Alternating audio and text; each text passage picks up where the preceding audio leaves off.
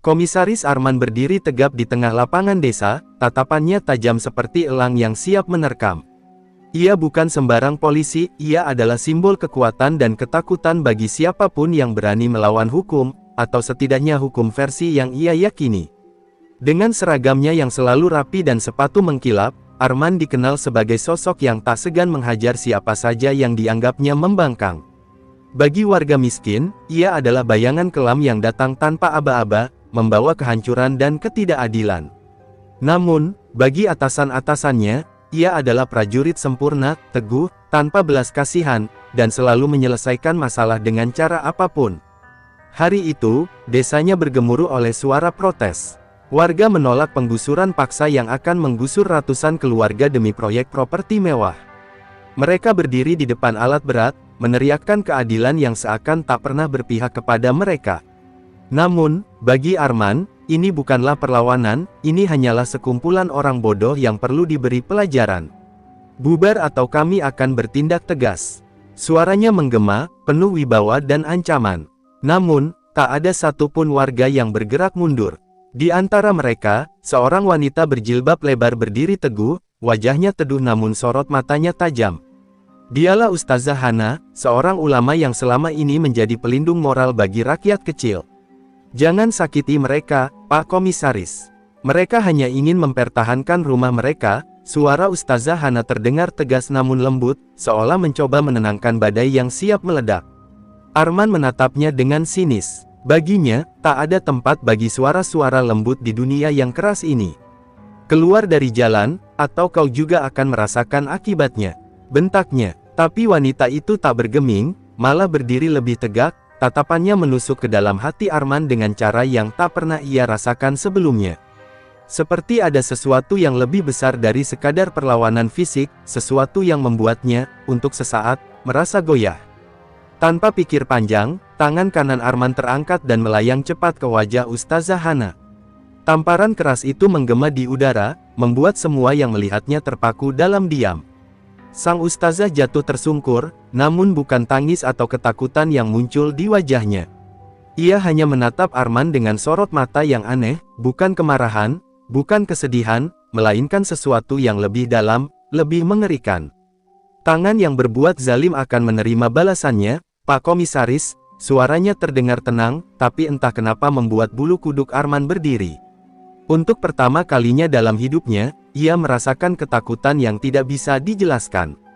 Saat itu, Arman tak memedulikannya. Ia hanya memberi isyarat kepada pasukannya untuk maju dan membubarkan massa dengan paksa. Jeritan warga memenuhi udara, debu berterbangan, dan suara keras pentungan bertemu tubuh manusia bergema di antara riuh ketidakadilan. Namun di tengah kekacauan itu, Arman tidak menyadari bahwa sesuatu telah berubah dalam dirinya. Sesuatu yang tak akan bisa ia hentikan, tak peduli seberapa kuat ia mencoba melawan. Hari itu bukan hanya awal dari kehancuran desa, tetapi juga awal dari kehancuran dirinya sendiri. Malam itu, setelah peristiwa di desa, Arman duduk di ruang kerjanya dengan perasaan aneh yang tak bisa ia jelaskan. Tangannya masih terasa panas, seolah tamparan yang ia layangkan ke wajah Ustazah Hana tadi siang tidak hanya meninggalkan jejak di kulit wanita itu, tetapi juga di jiwanya sendiri. Ia mencoba mengabaikan suara batinnya yang terus menggema, mengingatkannya pada tatapan wanita itu, tatapan yang bukan penuh kebencian, melainkan sesuatu yang lebih menusuk, ketenangan yang menyeramkan, seolah ia telah mengetahui sesuatu yang Arman sendiri belum sadari. Omong kosong, gumamnya sambil meremas tangannya sendiri, mencoba meyakinkan diri bahwa ini hanyalah perasaan sesaat yang akan segera berlalu. Namun, saat ia mencoba menggenggam pena di atas mejanya, sesuatu yang ganjil terjadi. Jari-jarinya terasa kaku, seperti kehilangan kendali atas gerakan paling sederhana sekalipun. Ia mengerutkan dahi dan mencoba meremas tangannya, tetapi semakin ia memaksa, semakin mati rasa tangannya terasa. Apa-apaan ini? Bisiknya, mulai merasakan ketakutan yang perlahan merayap ke dalam dadanya. Ia menggoyangkan tangannya dengan kasar, berharap sensasi itu akan hilang, tetapi yang terjadi justru sebaliknya, rasa nyeri tiba-tiba menjalar dari ujung jari hingga ke pergelangan tangannya, menusuk seperti ratusan jarum yang menghujam kulitnya dari dalam. Panik, Arman bergegas berdiri, tetapi langkahnya terhenti ketika rasa sakit itu semakin menjadi-jadi. Ia menatap tangannya yang kini mulai membiru di bagian jari-jari, seolah darahnya berhenti mengalir. Ia mencoba menenangkan diri, meyakinkan dirinya bahwa ini hanyalah efek dari stres atau mungkin cedera ringan. "Besok ke dokter, pasti ada penjelasan medisnya," katanya dalam hati. Namun, semakin ia berpikir logis, semakin pikirannya kembali ke kata-kata Ustazah Hana, tangan yang berbuat zalim akan menerima balasannya. Malam itu, tidur menjadi hal yang mustahil bagi Arman. Setiap kali ia memejamkan mata, bayangan tamparan yang ia berikan pada Ustazah Hana kembali muncul, berulang-ulang dalam pikirannya. Namun kali ini, ada sesuatu yang berbeda dalam mimpinya. Ia melihat dirinya sendiri, berdiri di tengah lapangan desa, tetapi tangannya berwarna hitam pekat, membusuk, dan terikat rantai yang tak terlihat. Dari kegelapan, suara Ustazah Hana terdengar samar, mengucapkan sesuatu yang tidak bisa ia pahami, tetapi cukup untuk membuat jantungnya berdegup kencang. Ia terbangun dengan napas tersengal, keringat dingin membasahi tubuhnya. Tangannya kini benar-benar tak bisa ia gerakkan. Pagi menjelang, tetapi tak ada ketenangan bagi Arman. Ia menyembunyikan kondisi tangannya dari rekan-rekannya, meyakinkan diri bahwa ini hanya sementara. Namun jauh di lubuk hatinya, ketakutan telah menancapkan akarnya. Ada sesuatu yang lebih besar dari sekadar kelumpuhan yang kini mengintai dirinya. Sesuatu yang tak bisa ia pahami, tetapi perlahan mulai ia percayai. Tamparan itu bukan sekadar tindakan kasar, itu adalah awal dari sesuatu yang mengerikan, sesuatu yang bahkan kekuasaan dan kedudukannya tak akan bisa hentikan. Pagi itu, Komisaris Arman duduk diam di mobil dinasnya, tangannya tersembunyi di balik saku jas. Rasa nyeri yang menusuk sejak semalam belum juga mereda, malah semakin menjadi-jadi. Ia mencoba menggenggam kemudi dengan tangan kanan, tetapi jari-jarinya sama sekali tak merespons. Rasanya seperti menggenggam kehampaan, seolah tangan itu bukan lagi miliknya. Keringat dingin mengalir di pelipisnya, tetapi egonya menolak untuk menunjukkan kelemahan. "Aku ini polisi, bukan orang lemah," gumamnya dalam hati, mencoba menenangkan diri. Namun, dalam benaknya, suara Ustazah Hana terus terngiang, seakan mengutuknya dari kejauhan. Saat tiba di kantor, Arman segera menemui dokter kepolisian. Pemeriksaan dilakukan dengan cepat, namun ekspresi sang dokter justru semakin membuatnya gelisah. "Tidak ada tanda-tanda cedera, tidak ada masalah pada saraf atau tulang," ujar dokter itu dengan dahi berkerut. "Tapi anehnya, tangan kanan Anda benar-benar kehilangan fungsinya. Seperti mati rasa total." Arman mengepalkan tangan kirinya dengan frustrasi. "Tidak mungkin, tangan ini sehat-sehat saja kemarin." Ia membanting meja, namun justru gerakan itu membuat rasa nyeri mendadak menjalar ke lengan atasnya, membuatnya mengerang pelan.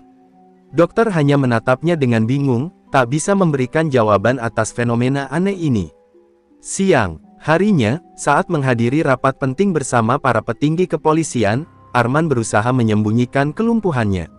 Namun, saat ia mencoba menandatangani dokumen, tangannya gemetar hebat, pena jatuh ke atas meja, dan ia hanya bisa menatapnya tanpa bisa mengambilnya kembali.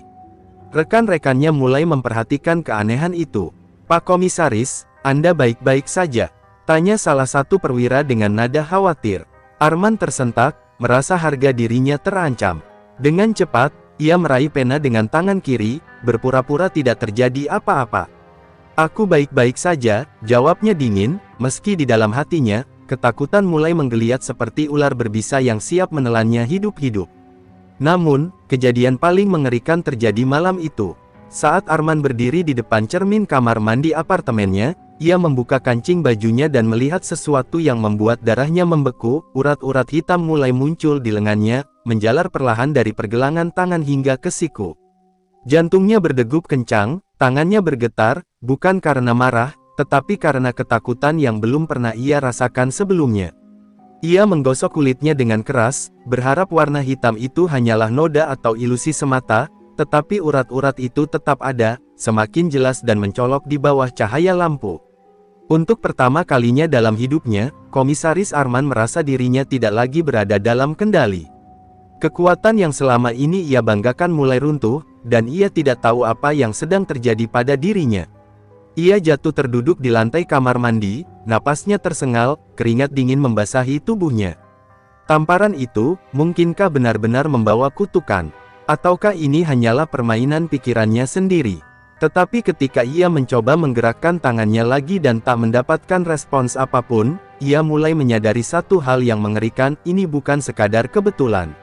Ini adalah hukuman. Arman terbangun dengan napas tersengal.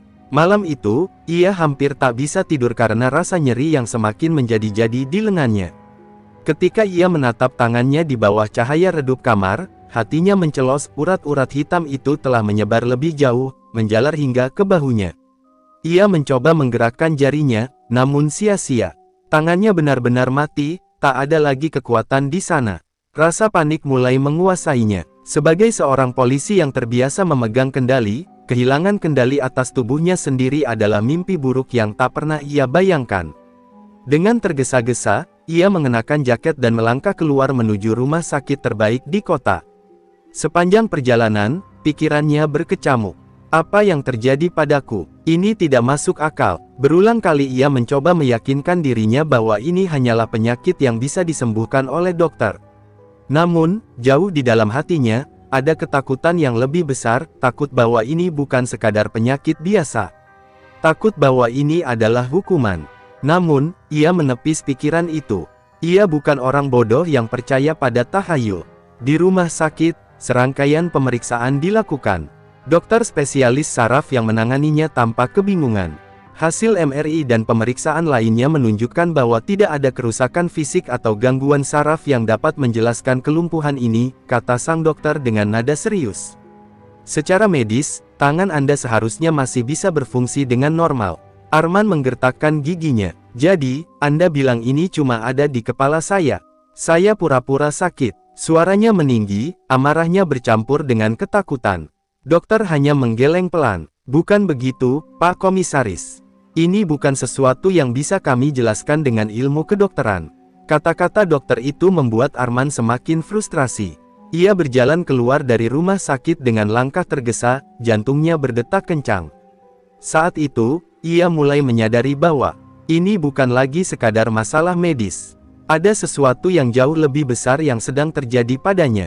Sesuatu yang tak bisa dijelaskan oleh ilmu pengetahuan. Keringat dingin mengalir di pelipisnya saat pikirannya kembali ke peristiwa di desa, ketamparan yang ia layangkan ke wajah Ustazah Hana. Kata-kata wanita itu terus terngiang di kepalanya, tangan yang berbuat zalim akan menerima balasannya. Malamnya, ketika ia kembali ke apartemennya, rasa lelah yang luar biasa menyerangnya. Ia merebahkan diri di ranjang, berharap bisa tidur meski pikirannya penuh dengan kekhawatiran.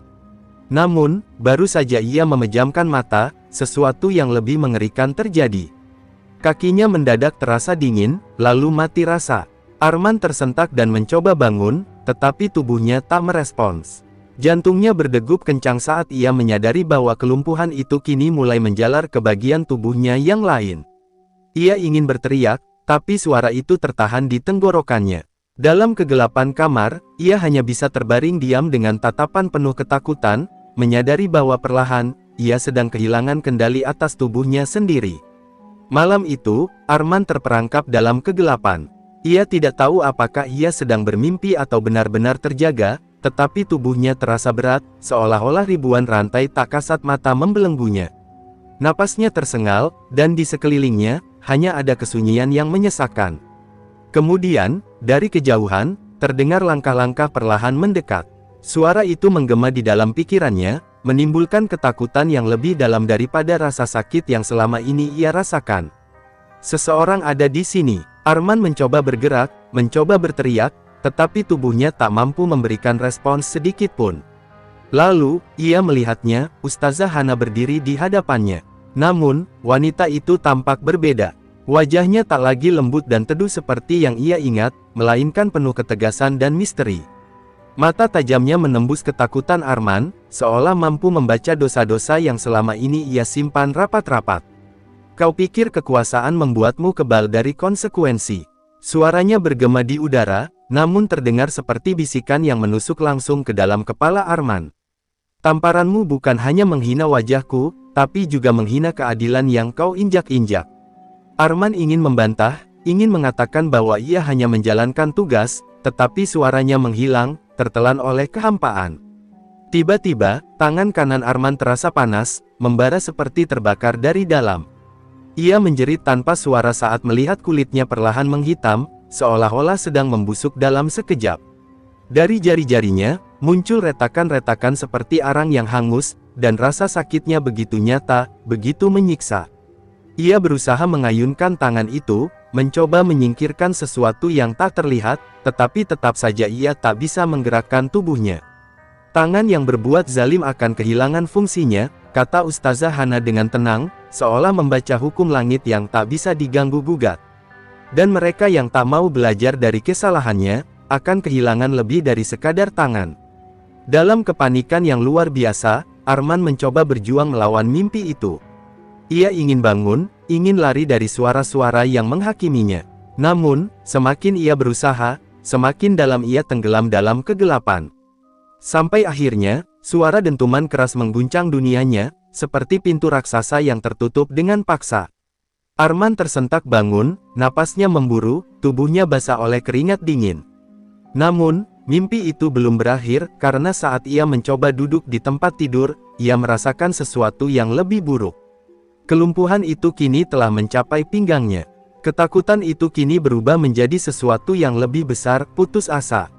Arman mengulurkan tangan kirinya, meraih ponselnya dengan gemetar. Ia harus mencari jawaban, harus menemukan cara untuk menghentikan ini sebelum terlambat. Namun, dalam benaknya, satu hal mulai menjadi jelas, ini bukan sekadar penyakit. Ini adalah peringatan, dan jika ia tidak bertindak, mungkin ia akan kehilangan seluruh tubuhnya, atau bahkan nyawanya. Arman terduduk di tempat tidurnya, tubuhnya gemetar hebat. Kelumpuhan yang kini mencapai pinggangnya membuatnya benar-benar merasa tak berdaya. Dulu, ia adalah simbol kekuatan dan ketegasan, pria yang tak pernah takut menghadapi apapun. Namun kini, bahkan untuk sekadar berdiri pun ia tak sanggup. Napasnya tersengal, kepanikan semakin menyesakkan dadanya.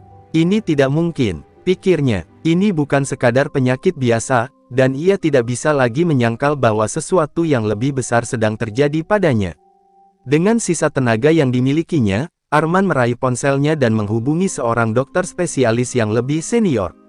Namun, saat panggilannya tersambung dan ia mulai menjelaskan gejalanya, jawaban yang ia dapatkan sama seperti sebelumnya, tidak ada penjelasan medis yang masuk akal.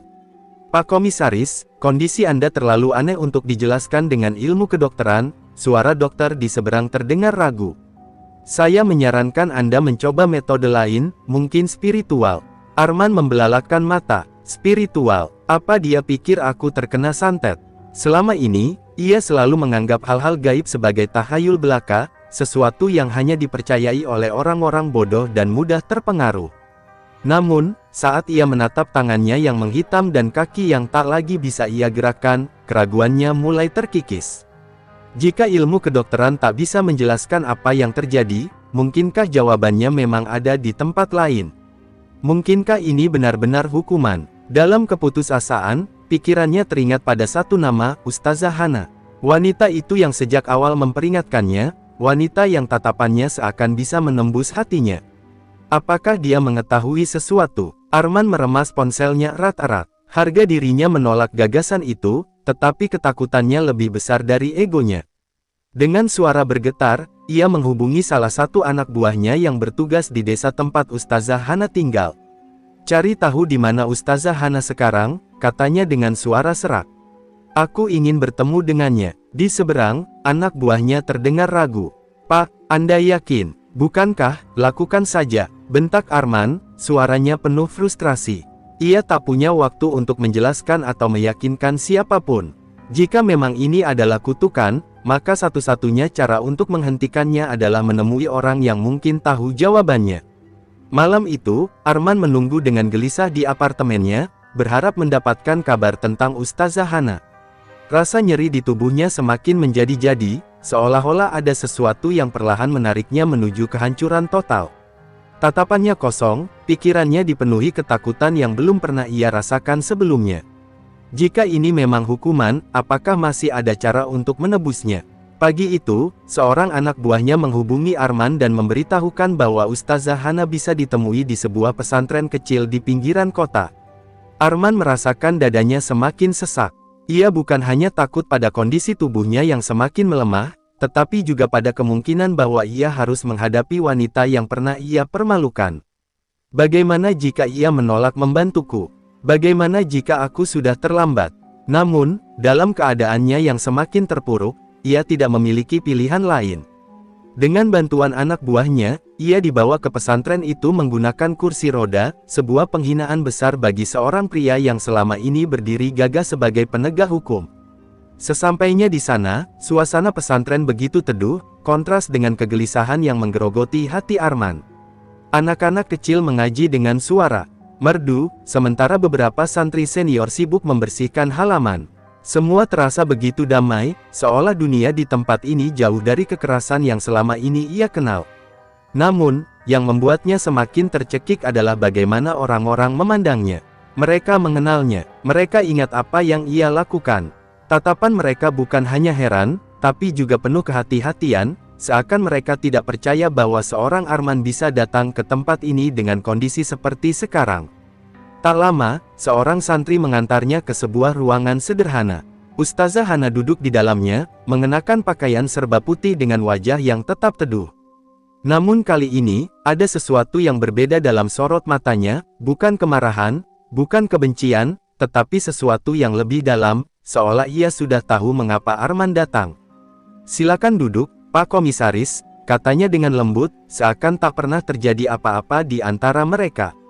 Arman ingin berbicara, ingin menjelaskan semuanya, tetapi tenggorokannya tercekat. Untuk pertama kalinya dalam hidupnya, ia merasa benar-benar kecil di hadapan seseorang. Dengan suara parau, Arman akhirnya berkata, aku sakit." Ia menggigit bibirnya, gengsi masih berusaha menahannya untuk berbicara lebih jauh. Namun, melihat tubuhnya sendiri yang semakin tak berdaya, ia tak punya pilihan selain mengesampingkan egonya. "Tanganku, kakiku, aku kehilangan kendali atas tubuhku." Ia menelan ludah, sebelum akhirnya berani mengucapkan sesuatu yang selama ini tak pernah ia akui, "Aku tidak tahu lagi harus bagaimana, dan aku takut." Suara itu lirih, nyaris seperti bisikan. Ustazah Hana terdiam sejenak, menatapnya dengan dalam, lalu berkata dengan penuh kebijaksanaan, "Ketakutan adalah awal dari kesadaran, Pak Arman. Tapi pertanyaannya, apakah Anda benar-benar ingin mencari jawaban, atau Anda hanya ingin sembuh?" Kalimat itu menghantam Arman lebih keras dari pukulan apapun yang pernah ia terima.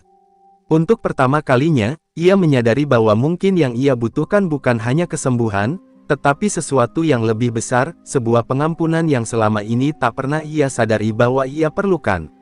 Arman terdiam, mencerna kata-kata Ustazah Hana.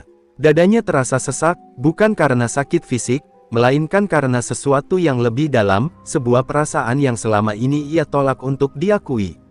"Apakah aku hanya ingin sembuh, atau aku benar-benar ingin berubah?" Pertanyaan itu menghantamnya seperti gelombang pasang yang tak bisa ia hindari. Selama ini, ia selalu berpikir bahwa dunia hanya tentang menang atau kalah, tentang siapa yang lebih kuat. Namun, kini, duduk di hadapan seorang wanita yang pernah ia rendahkan, ia menyadari betapa rapuhnya dirinya. Ustazah Hana menghela napas, menatapnya dengan mata yang lembut namun penuh ketegasan. "Pak Arman," katanya perlahan, "setiap tindakan yang kita lakukan memiliki akibat. Tamparan yang Anda layangkan bukan sekadar luka fisik, tetapi juga cerminan dari kesombongan dan kezaliman yang selama ini Anda anggap biasa. Anda telah diberi peringatan, bukan oleh saya, tetapi oleh Yang Maha Kuasa." Arman menundukkan kepala, merasakan sesuatu yang panas mengalir di dadanya.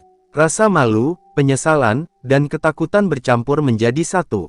"Tapi jika Tuhan memberi peringatan, itu artinya Anda masih diberi kesempatan untuk memperbaiki segalanya," lanjut Ustazah Hana. "Kesembuhan bukan hanya tentang tubuh, tapi juga tentang hati. Anda harus benar-benar bertobat, bukan hanya karena ingin sembuh, tetapi karena ingin menjadi manusia yang lebih baik." Arman mengangkat wajahnya, menatap wanita itu dengan mata yang mulai memerah. Selama ini, ia selalu menganggap dirinya sebagai penguasa hukum, seseorang yang tidak pernah bisa disentuh oleh konsekuensi. Namun kini, ia duduk dalam keadaan tak berdaya, menghadapi kebenaran yang tak bisa ia hindari. Dengan suara serak, ia berkata, bagaimana aku bisa memperbaiki semua ini? Ustazah Hana tersenyum tipis, lalu mengambil segelas air putih di hadapannya. Langkah pertama adalah keikhlasan. Akui kesalahanmu, bukan hanya di depan manusia, tetapi di hadapan Tuhan. Dan yang kedua, perbaiki apa yang telah kau hancurkan. Arman menggenggam lututnya dengan tangan kirinya, satu-satunya bagian tubuhnya yang masih bisa bergerak dengan baik. Kata-kata itu terasa berat, tetapi untuk pertama kalinya, ia merasa ada jalan di depannya. Jalan yang tak mudah, tapi mungkin satu-satunya yang bisa membawanya keluar dari kegelapan ini. Malam itu, saat kembali ke apartemennya, Arman duduk dalam keheningan. Ia menatap tangannya yang menghitam, tubuhnya yang semakin lemah. Lalu, untuk pertama kalinya dalam hidupnya, ia menundukkan kepala dan berbisik lirih, "Ya Tuhan, jika ini hukuman, maka aku menerimanya. Jika ini peringatan, maka tuntunlah aku untuk memperbaikinya." Air matanya jatuh tanpa bisa ia tahan, membawa beban yang selama ini ia pikul sendirian. Dan di dalam kegelapan malam, ia merasakan sesuatu yang belum pernah ia rasakan sebelumnya, kelegaan. Pagi itu, Arman terbangun dengan tubuh yang masih lemah, tetapi ada sesuatu yang berbeda di dalam dirinya. Hatinya terasa lebih ringan, seolah beban yang selama ini menghimpitnya mulai terangkat sedikit demi sedikit. Namun, tubuhnya tetap tak berdaya, kelumpuhan masih mencengkeramnya, dan urat-urat hitam di tangannya tak kunjung memudar. Apakah ini berarti tobatku tidak diterima? Pikirnya dengan gelisah. Namun, ia mengingat kata-kata Ustazah Hana semalam, kesembuhan bukan hanya soal tubuh, tetapi juga hati.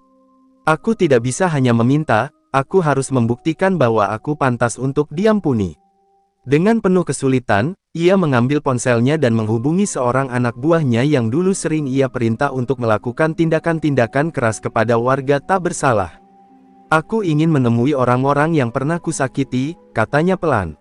Di seberang telepon, anak buahnya terdiam, jelas tak percaya dengan apa yang baru saja ia dengar. "Pak, maksud Anda, meminta maaf?" Arman menelan ludah.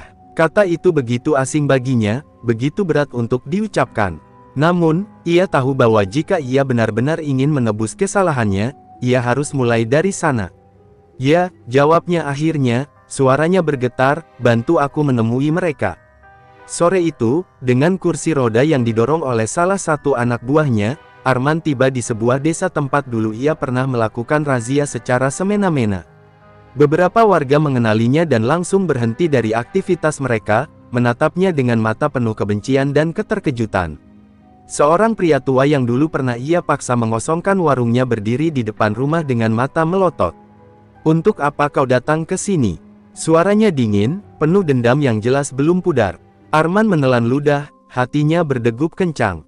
Ia ingin menjelaskan, ingin membela diri, tetapi kali ini ia tahu bahwa tidak ada alasan yang bisa membenarkan perbuatannya. Dengan susah payah, ia menundukkan kepalanya. "Aku datang untuk meminta maaf," katanya lirih. Ucapan itu seperti belati yang menembus harga dirinya, tetapi juga seperti beban yang sedikit terangkat dari pundaknya. Warga yang mengerumuninya saling berpandangan, tak percaya bahwa pria yang dulu begitu arogan kini duduk di kursi roda dengan wajah penuh penyesalan. "Maaf," pria tua itu tertawa sinis. "Apa kau pikir kata itu cukup untuk menghapus semua yang kau lakukan?" Arman mengangguk pelan, menatap lurus ke mata pria itu. "Tidak," katanya dengan jujur. "Aku tahu kata-kata tidak cukup. Tapi aku ingin memperbaiki apa yang bisa kuperbaiki, jika kalian mengizinkanku." Tak ada yang berbicara selama beberapa saat, hanya suara angin yang berhembus pelan di antara mereka. Arman bisa merasakan bahwa perjalanannya menuju penebusan tidak akan mudah. Kebenciannya pada dirinya sendiri, kemarahan orang-orang yang pernah ia sakiti, dan tubuhnya yang terus melemah, semua itu adalah ujian yang harus ia hadapi. Namun, untuk pertama kalinya dalam hidupnya, ia merasa berada di jalan yang benar. Suasana di desa itu masih penuh ketegangan. Warga menatap Arman dengan sorot mata yang sulit diartikan, campuran kemarahan, kebencian, dan keterkejutan. Mereka tidak pernah membayangkan bahwa pria yang dulu menindas mereka kini duduk di kursi roda, dengan wajah yang jauh berbeda dari yang mereka ingat. Namun, dendam yang telah bertahun-tahun mengakar tidak akan hilang hanya karena satu permintaan maaf. Pria tua yang berdiri di hadapan Arman mengepalkan tangannya, matanya masih menyala dengan amarah. Kau ingin memperbaiki kesalahanmu. Bagaimana? Dengan kata-kata, dengan wajah penuh penyesalan, suaranya bergetar. Anakku dipenjara karena fitnah aparatmu. Warungku dihancurkan tanpa alasan. Apa kau bisa mengembalikan semuanya? Arman terdiam. Pertanyaan itu menghantamnya lebih keras dari tamparan manapun. Aku tidak bisa mengembalikan waktu. Aku tidak bisa menghapus kesalahanku. Tapi jika ia menyerah sekarang, semua ini akan sia-sia. Dengan suara lirih, ia berkata, aku tidak bisa mengubah masa lalu, tapi aku bisa berusaha menebusnya. Ia menatap pria tua itu, matanya penuh ketulusan. Beritahu aku apa yang bisa kulakukan. Jika aku bisa membantumu mendapatkan kembali keadilan, aku akan melakukannya. Suasana hening, warga mulai berbisik satu sama lain, sebagian masih skeptis, sebagian lainnya mulai goyah melihat perubahan dalam diri Arman. Dari kejauhan, seseorang melangkah maju, seorang wanita parubaya dengan wajah penuh kesedihan. Kalau kau benar-benar ingin menebus dosamu, katanya, bantu bebaskan anakku yang kau jebloskan ke penjara. Arman menatapnya, hatinya mencelos. Ia ingat kasus itu, seorang pemuda desa yang ia tangkap atas tuduhan melawan aparat, padahal sebenarnya pemuda itu hanya membela diri dari tindakan sewenang-wenangnya. Arman mengangguk pelan. Aku akan mencoba, katanya. Aku akan lakukan yang bisa kulakukan. Hari-hari berikutnya menjadi ujian terbesar bagi Arman. Dengan tubuh yang masih lumpuh, ia berusaha menghubungi rekan-rekannya di kepolisian, mencari cara untuk meninjau ulang kasus-kasus yang dulu ia manipulasi. Tidak mudah, banyak yang menertawakannya, banyak yang menganggapnya telah kehilangan akal. Tapi ia tidak peduli. Jika ini harga yang harus ia bayar untuk menebus dosa-dosanya, maka ia akan membayarnya. Minggu-minggu berlalu, dan sedikit demi sedikit, ia mulai melihat hasil dari perjuangannya. Pemuda yang dipenjara akhirnya mendapatkan sidang ulang, dan bukti-bukti baru menunjukkan bahwa ia memang tidak bersalah. Arman datang ke desa itu lagi, kali ini bukan untuk menindas, tetapi untuk membawa kabar bahwa keadilan mulai berpihak pada mereka. Warga masih belum sepenuhnya percaya padanya, tapi mereka mulai melihat bahwa ia benar-benar berubah. Dan di pagi itu, untuk pertama kalinya sejak kelumpuhannya, Arman merasakan sesuatu yang berbeda, jari-jarinya bisa sedikit bergerak. Ia menatap tangannya dengan mata berkaca-kaca. Mungkin, inilah tanda bahwa perlahan, Tuhan mulai mengampuninya.